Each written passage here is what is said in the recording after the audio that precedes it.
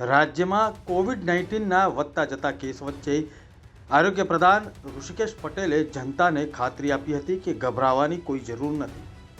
તેમણે જણાવ્યું હતું કે વિશ્વ આરોગ્ય સંગઠન દ્વારા પણ સૂચવવામાં આવ્યું છે તેમ વાયરસ હળવો છે। શરદી અને ઉધરસ જેવા લક્ષણો ધરાવતા લોકોને મૂળભૂત સાવચેતી રાખવાની સલાહ આપવામાં આવી છે। તેમણે કહ્યું કે સરકાર પાસે દવાઓનો પૂરતો સ્ટોક છે અને પૂરતા પ્રમાણમાં ઓક્સિજન સપ્લાય સહિત સારી રીતે તૈયાર આરોગ્ય તંત્ર છે અને વ્યવસ્થા પણ તૈયાર કરવામાં આવી છે। પરંતુ જે આ વાયરસ કોવિડ ફેમિલીના છે એ કોઈ ગંભીર પ્રકારના અથવા તો ઓલ ઓફ સડન કોઈને કોલેપ્સ થઈ જાય અથવા તો એ રેસ્પિરેટરી સિસ્ટમ પર એટેક કરે એવું નથી। પહેલાં તો ઉપરના ભાગમાં, પછી ગળાના ભાગમાં અને પછી જો કોમોર્બિડ પેશન્ટ હોય, પ્રેગ્નન્ટ લેડી છે અથવા તો કોઈ ઉમ્રદરાજ લોકો છે તો એમાં આ શક્યતાઓ હાર્ડલી 0.01% રહેલી છે। પરંતુ રાજ્ય સરકારે તો એને ગંભીર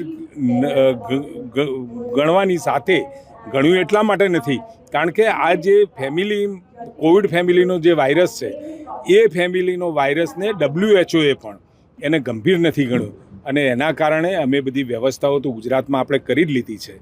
પરંતુ કોઈ ડરવાની જરૂર નથી। કોઈ પ્રેગ્નન્ટ લેડી હોય, કોમોર્બિડ પેશન્ટ હોય એમને ભીડભાડવાળા ઇલાકામાં નહીં જવું જોઈએ અને સાથે નાની મોટી ક્યાંય આપણને તકલીફ લાગતી હોય તો તાત્કાલિક સિમ્ટોમેટિક સારવાર એ આનો ઇલાજ છે।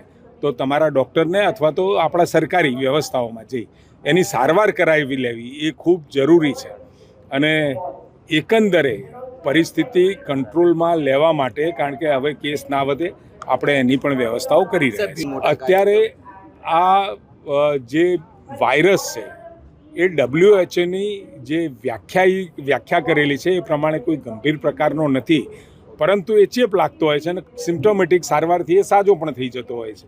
એટલે અત્યારે મેં કહ્યું એમ 2-3 કેટેગરી કે જેને શરદી ખાંસી એ થઈ હોય એને ન જવું, જે પ્રેગ્નન્ટ લેડી હોય અથવા તો કોમોર્બિડ પેશન્ટ હોય એમને આવા વિસ્તારમાં ન જવું એ અમારી સલાહ।